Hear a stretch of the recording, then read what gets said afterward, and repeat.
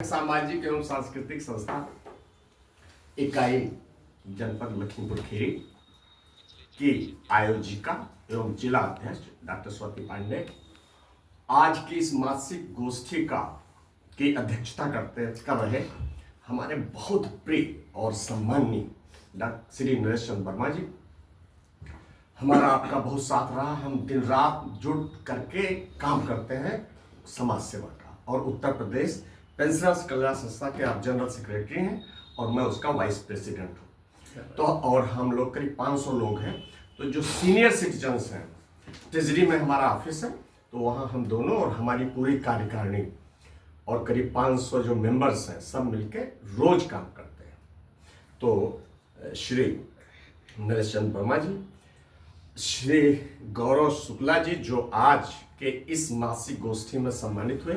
मैं आपके परिवार से बहुत पुराने समय से जुड़ा हुआ हूँ, इस कारण जुड़ा हुआ हूँ कि मैं भी फ्रीडम फाइटर्स की फैमिली से आता हूँ और आप भी फ्रीडम फाइटर्स की फैमिली से आते हैं। तो आपके परिवार का और मेरे परिवार का बहुत पुराना रिश्ता है।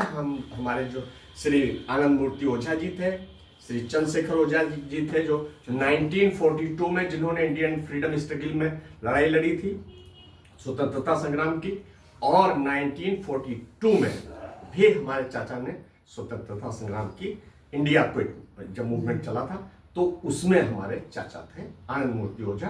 तो ये लोग ईसानगर ब्लॉक में जो शिलालेख है उसके ऊपर लिखे गए हैं उनके नाम पर। तो क्योंकि हम उसी फ्रीडम फाइटर्स की फैमिली से आते हैं जिससे ये आते हैं, तो हमारे आपका वो भी रिश्ता है। आज के कार्यक्रम का बेहतरीन संचालन कर रहे हैं हमारे श्री विजय जी। काफी समय से आपसे जुड़ा हुआ हूँ।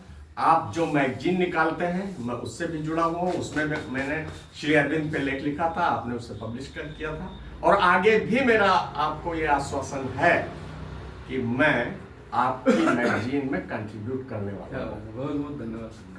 आज जो कार्यक्रम हुआ ये काव्य गोष्ठी का, उसमें हमारे श्री शर्मा जी, श्री बेचैन जी, श्री पवन तारा जी, ये बहन पहली बार जो आज अपना काव्य पाठ करने आए, हमारे बड़े प्रिय मित्र हैं, घनिष्ठ मित्र हैं श्री महेश जायसवाल जी। इस जनपद में इतना कार्य कर रहे हैं जो हम विश्वास भी नहीं कर सकते हैं। इनकी सोशल सर्विस और स्पिरिचुअलिटी की फील्ड में और योगा की फील्ड में जो आप एक नायाब भूमिका इस जनपद में निभा रहे हैं वो वास्तव में प्रेज वर्दी है, और कितना भी मैं आपको सैल्यूट करूं कम है। तो पहली चीज तो आज जो आपकी प्रस्तुतियां रही बहुत शानदार रही, उसमें श्रृंगार भी रहा और अध्यात्म का मिक्स भी रहा। तो इसने हम लोगों को काफी आकर्षित भी किया, प्रभावित भी किया, प्रेरित भी किया, हमें भी और हमारे आदरणीय अध्यक्ष जी को। देखिए, फंडामेंटली मैं फिलॉसफी का आदमी हूँ, कविता मेरा विषय नहीं है, साहित्य मेरा विषय नहीं, लेकिन इसके बावजूद भी मैं साहित्य से निरंतर जुड़ा रहता हूँ।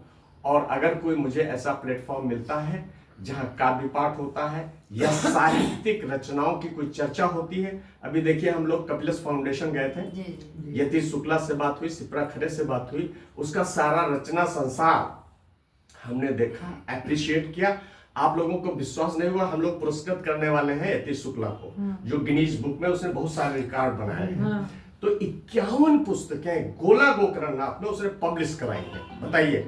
और इवन ओशो जैसे व्यक्ति पर भी उसने बहुत सारी पुस्तकें वहां पब्लिश कराई। देखिए, ये चुपचाप काम करने वाले लोग कितना काम करते हैं, हम तो यहाँ कुछ कर ही नहीं पा रहे हैं। इनको जब हम देखते हैं तो हम कहते हैं यार आप कहाँ गुमनाम होकर के इतना सारा साहित्य का सृजन आप कर रहे हो।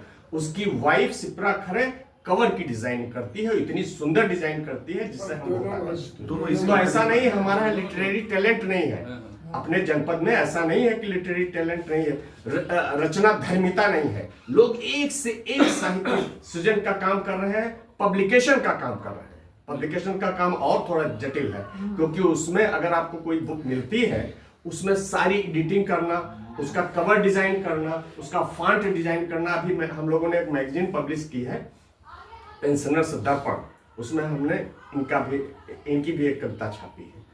तो हमें अब ये रियलाइजेशन हुआ कि किसी मैगजीन का पब्लिकेशन कितना कठिन काम है, और कैसे लोग आप कह रहे हैं 25 पुस्तकें हमने पब्लिश करवाई हैं, तो कितना कठिन काम है उसकी एडिटिंग करना, ये सब बिल्कुल आंखें दिन रात उसमें देखना पड़ता है कि कहीं कोई चीज छूट न जाए, गलत न हो जाए, ग्रामेटिकली कहीं कोई इनकरेक्टनेस ना हो, तो बाद में हमारी खिल्ली उड़े कि वो तो झा जी ने देखे नहीं। लोग तो मासिक पत्रिका चूंकि करते हैं, हाँ, तो वाकई में तो ये सब बड़े कठिन काम है। से आप काम ना करें तो फिर हो ही नहीं पाएगा। ये वाकई साहित्य साधना है, जो साधक शब्द आपने इसमें लिखा है वाकई साधना का ही है। आप रचना करें, आप पब्लिकेशन करें, आप कुछ भी करें, वो साधना की तरह, उसको साधना की तरह, इसलिए हम उसे कहते हैं इसमें आपका बहुत फोकस चाहिए, इंट्रोवर्जन चाहिए, इंट्रोवर्जन ऑफ कॉन्शियसनेस चाहिए। अदरवाइज इंट्रोवर्जन ऑफ कॉन्शियसनेस नहीं होगा, आप कुछ नहीं कर पाओगे। तो ये बहुत जरूरी है। तो मैं चूंकि दर्शन का आदमी हूँ, कुछ सोचता हूँ आपको कुछ गा के सुना दूं, मजा आ जाए। क्या बात है, क्या काल के भाल पर बांसुरी, इस समय गाना थोड़ा मेरा खराब है, कभी सुंदर सुंदर सुनाऊंगा, लेकिन उसका भाव आप देखिए कितना सुंदर है। मेरे ख्याल से प्रदीप तिवारी की कविता है। काल के भाल पर बांसुरी ले खड़े, जन्म से ही सहे दुख बड़े से बड़े, काल के भाल पर बांसुरी। वही कालिया नाग पे, वो आप सीन देखिए, हो कालिया नाग पे, काल के भाल पर बांसुरी ले खड़े, जन्म से ही सहे दुख बड़े से बड़े, राधिका से बिछुड़ कर भी रोए नहीं। राधिका से जब बिछुड़े वो, अभी आप वृषभानु दुलारी नंदिनी कह रहे थे, राधिका से बिछड़ कर भी रोए नहीं, वो यशोदा के लल्ला सुना रो पड़े। अगर किसी ने उनको यशोदा नंदन कह दिया, राधिका से नहीं बात बनी, राधिका से बिछुड़े तो बिछुड़ गए, जा रहे हैं, लेकिन अगर किसी ने उनको यशोदा का नंदन कह दिया, अरे फिर उस जहां उन्हें अपनी यशोदा याद आई, ओ यशोदा के लल्ला सुना रो पड़े, रो पड़े। देखिए कृष्ण कहीं रोते नहीं हैं, राम तो रोते हैं, कृष्ण नहीं रोते, वो हंसते ही रहते हैं। लेकिन अगर किसी ने उनको यशोदा का नंदन कहा तो फिर उनकी आंखें आंसुओं से छलक पड़ती थी।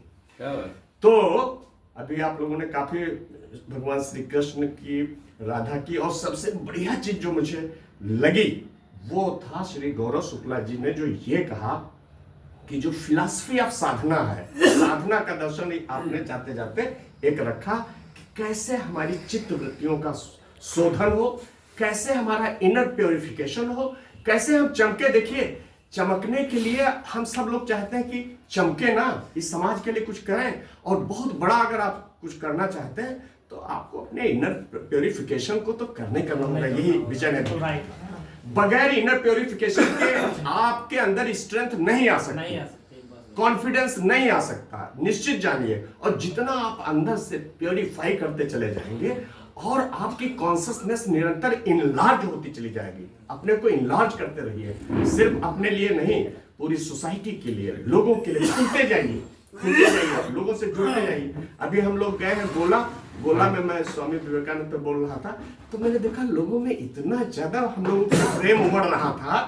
देखिए हमें क्या हम उनको क्या दे रहे थे, कुछ नहीं दे रहे थे, मैं सिर्फ स्वामी विवेकानंद का मैसेज दे रहा था, लेकिन उस मैसेज ने उनको इतना इंस्पायर किया, इतना इंकरेज किया, मानो मैं उनका जीवन निर्माण कर रहा था। उनके जीवन में ऐसी चीजें भर रहा था जो उनके पास पहले से नहीं थी।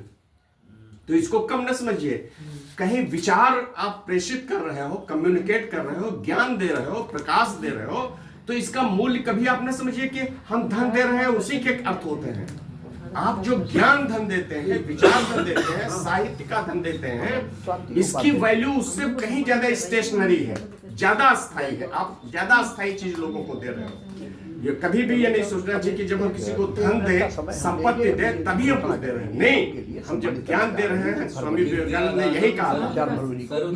विवेकानंद जी ने यही तो कहा था कि धन देंगे एक दिन चलेगा, ज्ञान देंगे जन्म जन्मांतर तक चलेगा। तो हमेशा एक बड़े बड़े बड़े टारगेट के साथ, हमेशा एक बड़े टारगेट के साथ, आप चाहे साहित्य सृजन का काम करते हो, या मैं लेखक हूँ, या मैं मोटिवेटर हूँ, हमेशा जो इंटेंट हो, देखिए बेसिक चीज यही होती है, जो इंटेंट है, आप किस इंटेंट से काम करते हो। हम अपना यहाँ सेल्फ एग्रेंडाइजमेंट के लिए थोड़ा यहाँ हमारा प्रचार हो, हम ये चाहते हैं हमारे अंदर जो एक वेल्थ ऑफ लाइट है, मैं उसे ट्रांसमिट करूँ। वेल्थ ऑफ लाइट है ना, वेल्थ ऑफ लाइट मेरे पास है, मैं उसे साझा करूं। हो सकता है वो आपके जीवन में निर्माण का कोई पथ बना दे, वो आपके जीवन में कोई निर्माण का पथ बना दे, आपको कहीं उठा दे, आपको एक सामान्य मानव से उच्च मानव बना दे, उत्कृष्ट मानव बना दे, श्रेष्ठ मानव बना दे, और फिर उसका आनंद अनोखा होगा।